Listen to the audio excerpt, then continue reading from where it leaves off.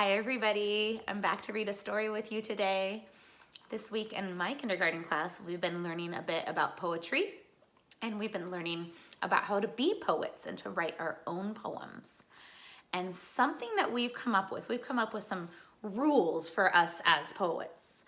Now, rule number one, we decided, can you be wrong in poetry? Can you be wrong as the poet? No way. You're the poet, you know it. You get to decide what is right for your poem. The second thing that we decided is that you can use your most true, sincere, heartfelt words that are really true and sincere about you, or you can get outside of those feelings and you can put some imaginative, creative, and even silly words into your poems. And rule number three that we've come up with so far is that you can use something called rhyme and another something called repetition to write poems and add a little bit of pizzazz to your poems. So when I talk about pizzazz, it means it's interesting for others to read. It catches their ear if they're listening. It might catch their eye if they're looking. So we're gonna see if we can find some pizzazz in today's story. This is called The Napping House. You might have heard this story before. This is written by Audrey Wood and illustrated by Dawn Wood. I think maybe they're related, not sure. But in the napping house, you might notice if you look really close in that picture, there is some interesting stuff going on. Does this look like a boring story? No way. So we're gonna read. I want you to listen for repetition. That means I want you to listen to see if you hear the same words that happen over and over and over again. The other thing that's a little bit new for us is this is considered a story, but also considered a poem, and it's considered a growing poem. So I want you to think about growing. When you grow, do you get bigger or littler? Usually you get bigger, you get taller, your body gets bigger. When you grow, that means you're adding something too, right? So you're not taking anything away, but you're adding too. So if you're adding to your height and how tall you are, you're adding more height. In a poem, you can have a growing poem, meaning that something adds more and more throughout the poem. So I want you to listen and see if you catch what I'm talking about, okay? Okay, The Napping House. And for this book, I definitely need to use my magnifier because those words are teeny, teeny, tiny. But I will make sure to show you the picture too. There is a house, a napping house, where everyone is sleeping. Everyone.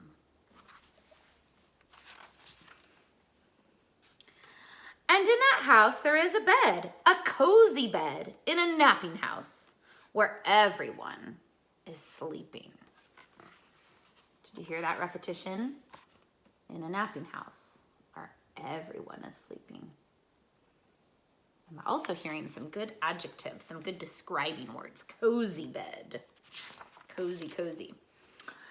And in that bed, there is a granny, a snoozing granny on a cozy bed in a napping house where everyone is sleeping. Are you catching that repetition line? In a napping house where everyone is sleeping. And this poem is growing. Each page there becomes something new that adds onto the poem. Listen to it. And on that granny, there is a child, a dreaming child, on a snoozing granny, on a cozy bed, in a napping house, where everyone is sleeping. You can join in with me on that part if you want every single time. Okay, I am hearing repetition. I'm hearing this poem grow. I am hearing words like cozy that are good descriptive words, adjectives. I'm also hearing, one last thing, some really good action words, which we call verbs. And those are like snoozing, dreaming. We'll have to look and listen for more action words. You can give me a thumbs up every time you hear a new action verb word. And on that child, there is a dog, a dozing dog. I heard it too. On a dreaming child, On a snoozing granny in a napping house. Oh, on a cozy bed in a napping house where everyone is sleeping. Napping could even be a verb, an action verb, because napping is something that you do. And on that dog, there is a cat, a snoozing cat, on a dozing dog, on a dreaming child, on a snoozing granny, on a cozy bed in a napping house where everyone is sleeping. That's a lot of people and animals and things in that bed already. What happens? And on the cat, there is a mouse, a slumbering mouse. There it is. On a snoozing cat, oh, let's see. A slumbering mouse, on a snoozing cat, on a dozing dog, on a dreaming child, on a snoring granny, on a cozy bed in the napping house where everyone is sleeping. Do you know what I just noticed? I think I've been saying snoozing granny, but the word is actually snoring. So sometimes it's good to read things over and over again because then you realize you made a mistake. And actually, I noticed the mistake was that it's actually snoozing cat and snoring granny. That's okay. It's always good to keep reading or reread again because then you catch those mistakes. Here's the next picture. And on that mouse, there is a flea. Can it be a wakeful flea? Ooh, wakeful, that's a good descriptive word. That would be an adjective. On a slumbering mouse, on a snoozing cat, there's those action words, on a dozing dog, on a dreaming child, on a snoring granny, on a cozy bed, in a napping house where everyone is sleeping. But that flea is not sleeping, is it? I'm gonna check again. It says where everyone is sleeping. Everyone except for that teeny tiny little flea. That wakeful flea. All right, let's see what happens. A wakeful flea who bites the mouse. Biting, that's an action word if I ever heard one. Who scares the cat.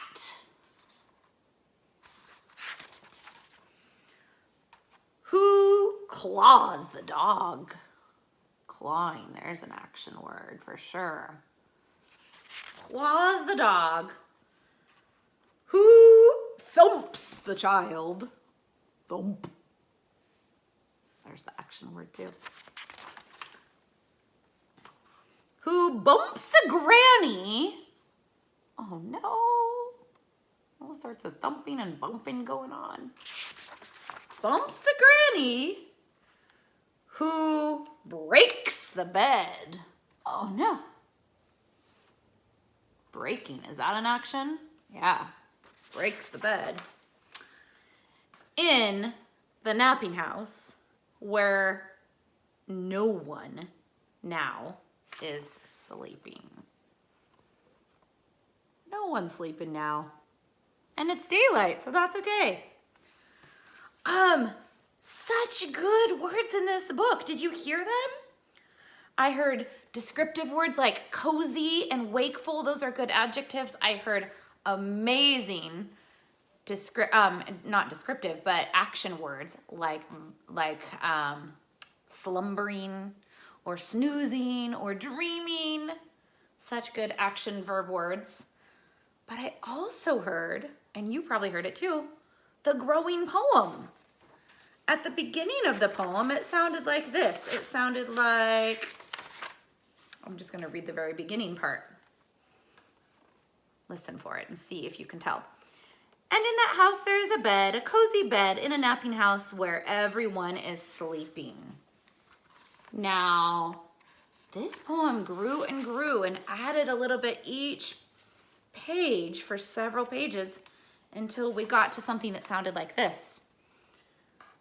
And on that mouse, there is a flea. Can it be a wakeful flea on a slumbering mouse, on a snoozing cat, on a dozing dog, on a dreaming child, on a snoring granny, on a cozy bed, in a napping house where everyone is sleeping? Did you notice that all of that growing poem? It went from just the cozy bed to all of these people and animals and all their different action words where everyone was sleeping. Now, when you write a poem, you can do that too. You can add to your poem.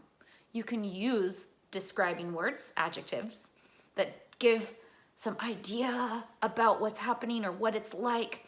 You can also give action words that give real details about what might be happening.